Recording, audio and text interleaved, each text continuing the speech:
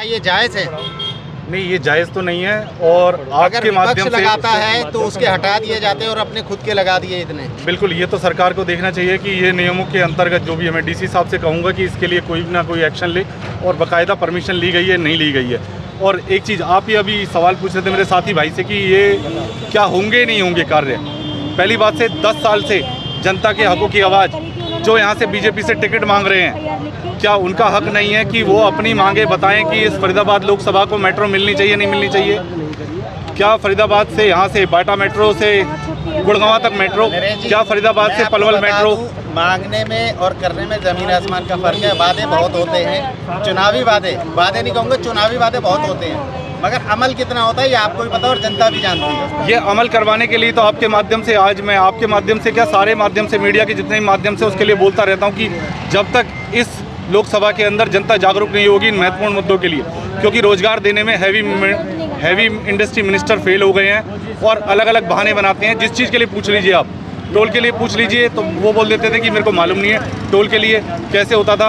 और खुद ही क्या है, एक टोल दूसरे टोल से कितनी दूर होना चाहिए? एक 60 किलोमीटर का टोल के लिए रूल है। माननीय केंद्रीय मंत्री जी ने बताया था 60 किलोमीटर के अंदर, आप देख चुके हैं 60 किलोमीटर के अंदर कहीं रूल फॉलो नहीं कर रही है हरियाणा सरकार। इसके अंदर 37 किलोमीटर के अंदर में आते हैं दोनों के दोनों टोल। 37 किलोमीटर। हाँ, आपको बता दूं करनाल जो धरोड़ा वाला टोल है और पानीपत का टोल है मात्र 25 किलोमीटर के अंदर है।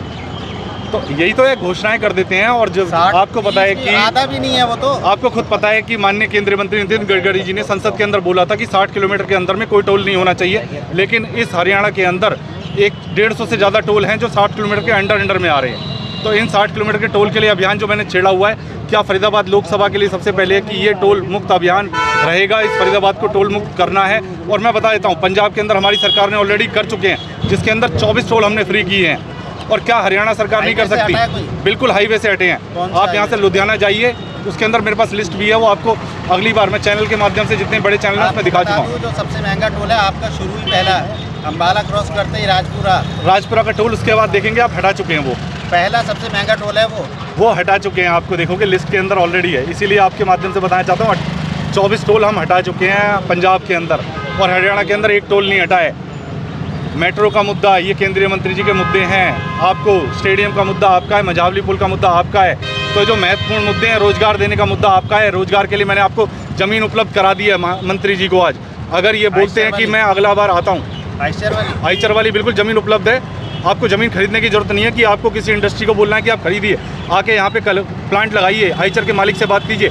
अगर नहीं कर सकते, अगली बार लोकसभा चुनाव के बाद में विधानसभा चुनाव आएगा, हमारी सरकार अगर आम आदमी पार्टी की आती है, 1 साल के अंदर गारंटी देता हूँ कि हमारे मुख्यमंत्री भी और हमारी सरकार जाके माननीय आइचर के मालिक से बात करेगी और यहाँ पे प्लांट को दोबारा स्थापित करवाएंगे हम।